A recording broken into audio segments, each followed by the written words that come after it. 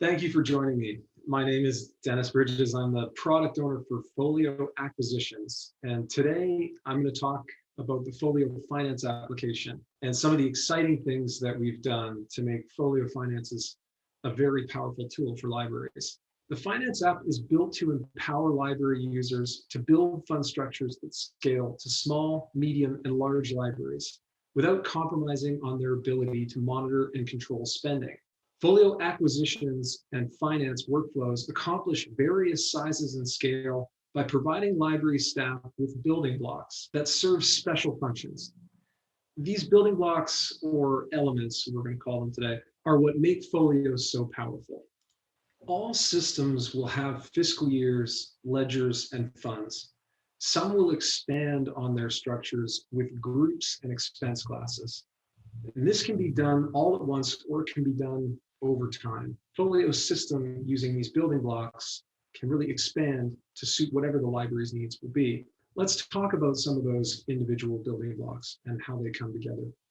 So a simple system may have one ledger and a handful of funds that spend budgets freely, as in without any additional hierarchy. So just a ledger, funds, and each of those funds will have a budget for the fiscal year.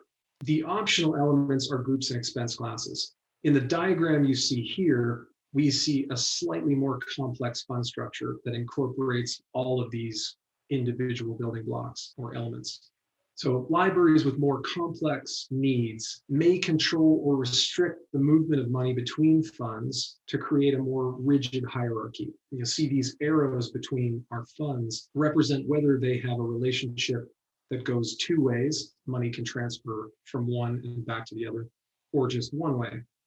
They may also leverage expense classes, adding them to individual funds or multiple funds to control and track spending in more detail. These expense classes add an additional layer of control that doesn't require additional maintenance, like making allocations and transfers, by allowing libraries to divide funds into smaller pieces. So you can see in our example diagram here, one of our budgets actually has two expense classes, and this is effectively what is spending money. Another of our budgets has just one expense class, and some of them don't have any. Libraries can decide whether this detail is only important to daily operations, if some or all of it should be included in communication with an accounting system, or that would be external to Folio, in that you assign external account numbers to your budgets, and you can assign extension numbers to your expense classes.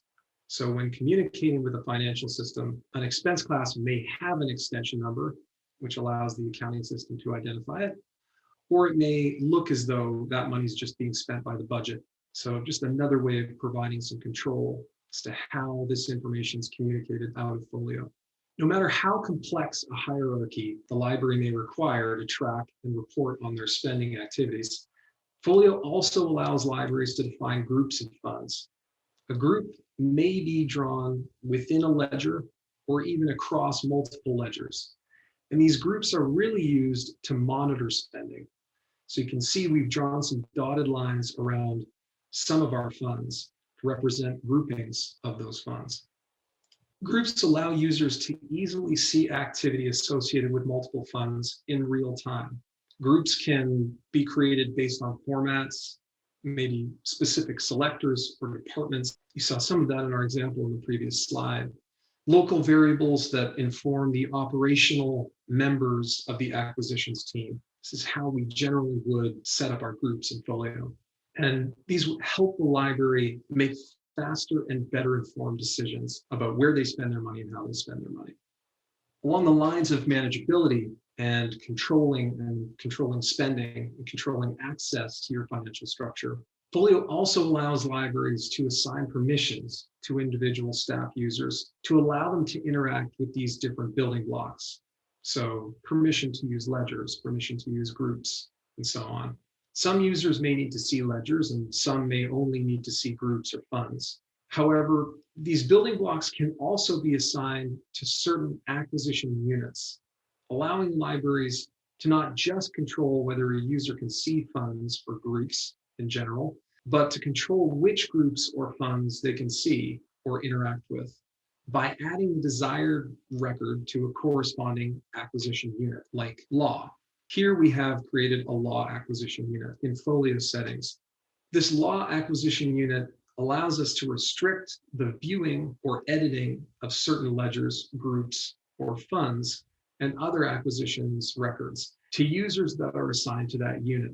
You can see in our screenshot here, this law acquisition unit is restricting edit, create, delete, not view, and it's also just got one user assigned to it. So one staff member assigned to it so far.